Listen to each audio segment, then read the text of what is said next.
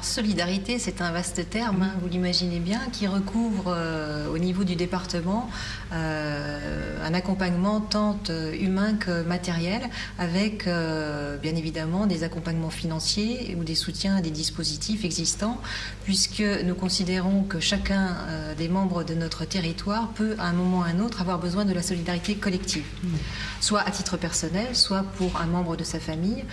C'est notamment le cas pour les familles qui ont un membre en perte d'autonomie, et ce sera le cas de chacun d'entre nous d'ailleurs.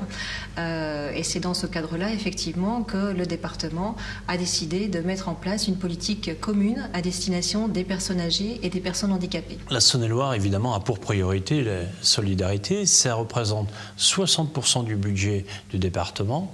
Et les axes, eh bien, finalement, c'est tous les âges. On commence dès la naissance jusqu'aux derniers instants de la vie.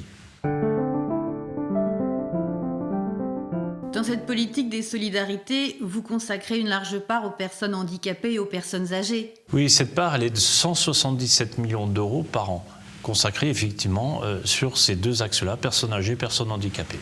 Et justement, le département vient d'organiser un grand salon, le salon Evoluvie, qui a rencontré un très beau succès, justement, où on a pu présenter finalement tout ce que l'on peut faire pour le service des personnes âgées et des personnes handicapées, et ce qui nous a donné l'idée aussi de rebondir sur une journée consacrée spécialement à l'accueillant familial.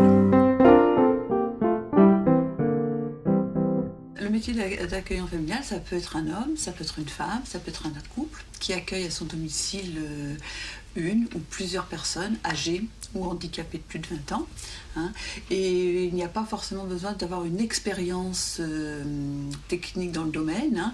Ça peut être des personnes qui ont une affinité particulière pour la prise en charge des personnes âgées et des personnes handicapées. C'est pas défini dans le cadre d'un diplôme, c'est plutôt un savoir-être, un savoir-faire. Ce sont des compétences à avoir pour prendre en charge des personnes à son domicile.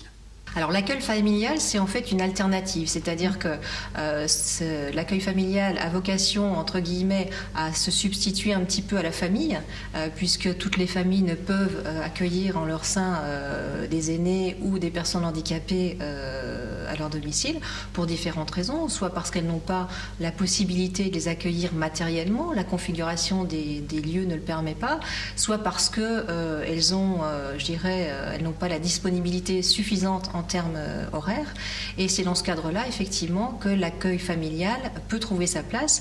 C'est une véritable richesse, à la fois pour l'usager et pour l'accueillant familial, puisque c'est en fait une expérience humaine extrêmement enrichissante, à la fois pour l'accueillant et pour l'accueilli. Dans la mesure où l'accueillant familial a vocation à accueillir des personnes qui sont fragilisées, le département contrôle tout du moins l'agrément qui est donné à ces accueillants afin de vérifier les conditions d'accueil et que l'accueil puisse se faire effectivement dans les meilleures conditions de sécurité et d'encadrement qui soient au niveau de l'accueillant. Alors le département compte aujourd'hui 78 agréments. Donc on a des accueillants femmes ou hommes, seuls ou en couple. L'objectif, ce serait de doubler le nombre d'agréments. Donc le métier, c'est effectivement un métier humain, proche de la personne, avec un accompagnement individualisé. Il s'agit vraiment d'une solution que nous souhaitons développer au sein du département. Il nous a semblé important de valoriser ce beau métier qui est celui d'accueillant familial. C'est un métier particulier qui nécessite effectivement un altruisme certain. Donc le 14 décembre, effectivement, la journée sera décomposée en 2 temps. Le matin, une matinée destinée plutôt aux personnes déjà accueillant eux-mêmes, qui leur permettra d'échanger et puis d'évoquer éventuellement les problématiques auxquelles elles sont confrontées.